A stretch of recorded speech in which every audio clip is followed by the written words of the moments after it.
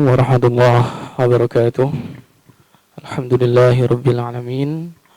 Pada kesempatan pagi hari ini kita masih dipertemukan dalam keadaan sehat, dalam keadaan beriman. Selamat pagi untuk santri-santri TPS, siswa-siswa TPS dimanapun kalian berada, baik yang masih di rumah ataupun yang di asrama atau pondok.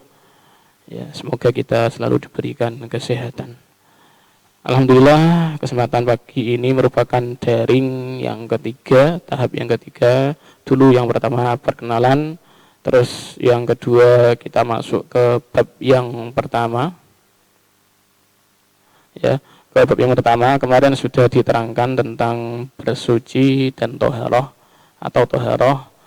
Di sini kami masih akan membahas pada bab yang pertama karena kemarin mungkin waktunya tidak mencukupi untuk menjelaskan semua tentang bab yang pertama. Untuk itu ya kami akan mengulas pelajaran ya sedikit yang telah kami terangkan untuk pertemuan yang kedua kemarin. Ya, bersuci. Ya, bersuci dalam bahasa Arabnya sudah dijelaskan kemarin adalah toharoh. Menurut arti bahasanya bermakna bersih dan suci dari segala jenis kotoran, baik berupa kotoran tampak mata seperti kencing. Ya. Sedangkan arti dalam istilah fikih, toharoh memiliki arti bersih dan suci dari najis dan hadas. Ya. Perbedaan bersuci dan membersihkan, ya, yang perlu kalian garis bawahi perbedaannya, yakni karena untuk bersuci itu harus menyertakan niat, sedangkan membersihkan diri ya tanpa menggunakan niat tidak apa-apa. Terus perbedaan yang kedua, tata cara diatur oleh syariat Islam melalui ketentuan fikih, itu untuk yang bersuci. Sedangkan untuk membersihkan diri tidak diatur oleh syariat Islam melalui ketentuan fikih. Itu yang perlu kalian tahu, perbedaan antara bersuci dan membersihkan diri. Terus kedudukan air dalam bersuci. Air sebagai alat bersuci. Ya. Alat yang paling utama untuk bersuci adalah air. Ya. Selain air, ya banyak, ya ada batu. Ya, dan yang lain-lain. Itu alat bersuci. Yang utama adalah air. Ya. Selanjutnya, air yang suci dan menyucikan dapat digunakan untuk menghilangkan najis maupun hadas. Selain itu, kategori ini juga dapat digunakan keperluan dalam pelaksanaan amal perbuatan yang disunahkan. Apa? Seperti mandi hari Jumat, ya, sebelum melaksanakan sholat Jumat, atau sholat 2 hari raya, dan bentuk-bentuk ibadah lainnya. Ya, air suci dan menyucikan juga dapat digunakan untuk keperluan yang hukumnya mubah, seperti apa? Memasak, minum, mandi, menyiram tanaman, dan lain sebagainya. Ya. Air suci menyucikan ditinjau dari hukum penggunaannya.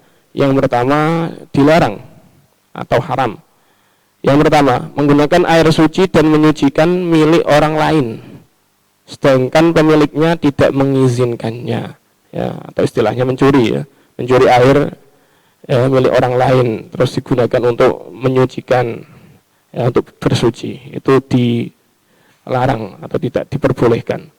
Kedua, pemakaian air akan berakibat membahayakan bagi pemakainya, seperti sakitnya menjadi lebih parah. Ya, orang yang lagi sakit, ya di sini apabila menggunakan air dapat membahayakan dirinya sendiri, ya, akan berakibat parahnya penyakit yang diderita. Itu juga, ya, jangan menggunakan air atau dilarang. Air dalam kondisi sangat panas atau dingin sehingga membahayakan pemakainya. Airnya sangat panas sekali sehingga apabila kita menggunakan air tersebut bisa membahayakan diri kita, atau dingin, ya. Ini sama-sama, ya, kita tidak diperbolehkan untuk menggunakannya. Terus yang keempat, pemakaian air yang saat terdapat binatang yang haus dan statusnya dilindungi, tidak boleh dibunuh. Ya, itu juga merupakan air yang tidak boleh dipergunakan. Seperti apa itu binatang yang dilindungi?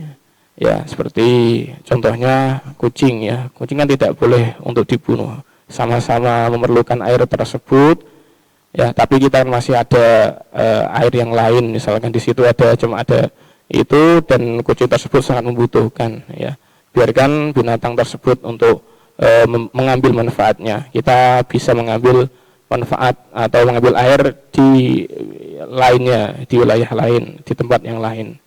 Ya. Tidak dianjurkan atau makruh air yang sangat panas atau dingin, namun tidak sampai membahayakan anggota tubuh. Ya, tidak dianjurkan karena dapat menghilangkan atau mengurangi kekhusyuan orang yang berwudu. Ya, membuat pelakunya gelisah dengan pedihnya panas atau dingin. Yang ketiga, menyebabkan tergesa-gesa untuk mengakhiri pemakaiannya. Ini tidak dianjurkan atau makruh. Kemarin sudah dijelaskan, ini macam-macam air yang bisa digunakan untuk bersuci. Ya, ada air hujan, air laut, air sungai, terus ada mata air, air embun, air salju, dan juga air sumur. Ya, kemarin sudah ada yang bertanya tentang air sungai yang keruh. Ya, apakah boleh digunakan untuk bersuci? Ya, pertanyaan yang kemarin saya akan melengkapinya. Ya boleh. Ya, jawabannya boleh asalkan ya keruhnya itu dari sifat tidak berubah dari sifat asalnya. Contohnya air sungai tersebut sudah bercampur dengan tanah yang sudah lama, sejak lama ya, menjadi sifat aslinya air tersebut.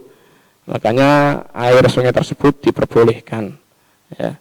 Terus selanjutnya air suci yang bercampur dengan air suci namun tidak mensucikan.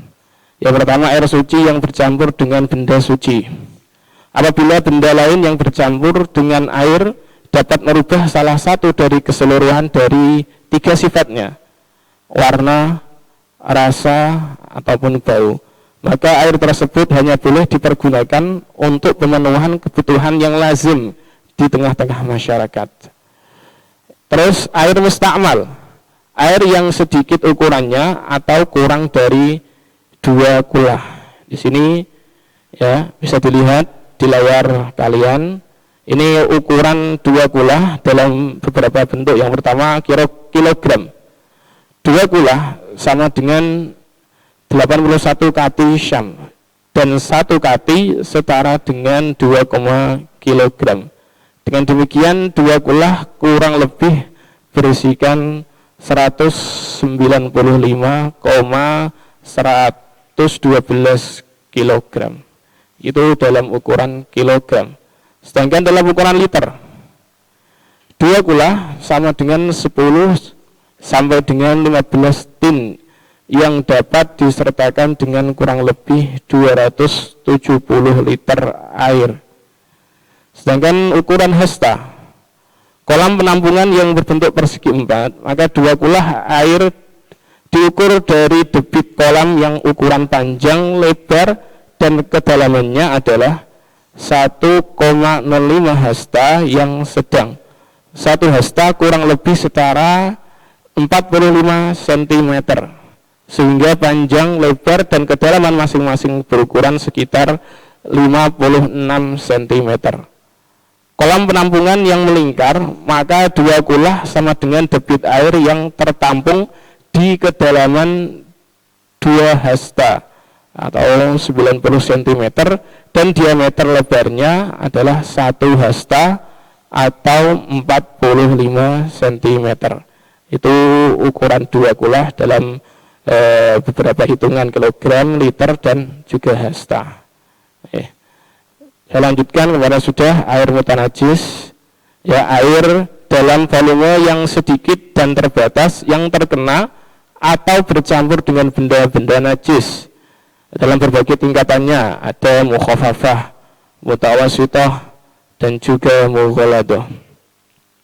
Hikmah dalam penggunaan alat-alat bersuci. Bersuci dan menjaga kelangsungan hidup manusia.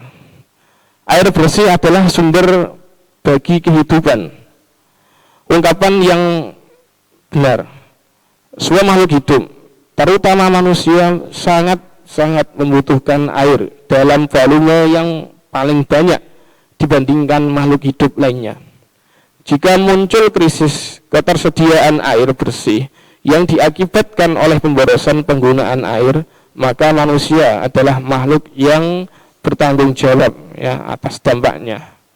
Sumber-sumber penyediaan air bersih, baik dari mata air pegunungan, penyulingan air sungai atau bengawan, dan penyulingan air waduk mengalami penurunan debit yang luar biasa akibat bukan muslim ya, ini seharusnya musim ya, akibat musim kemarau ya.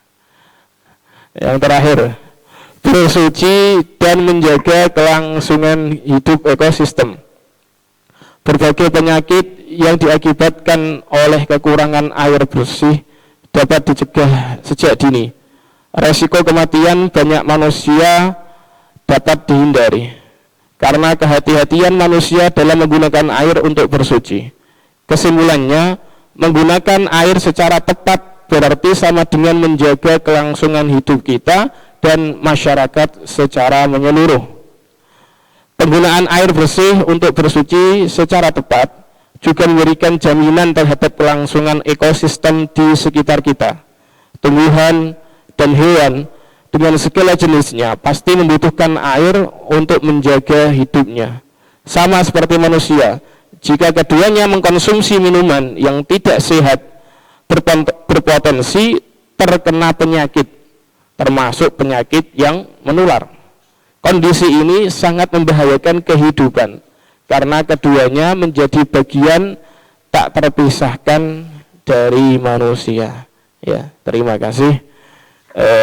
Tetapi ini tetap ya, nanti buku-buku LKS yang sudah kalian baca atau kalian punya nanti dibaca dan nanti bisa dijadikan untuk bahan untuk belajar di rumah. Ya, terima kasih. Ya, terima kasih Bapak Yasin ya, yang disampaikan utamanya tentang bersuci, yaitu tentang air, baik tadi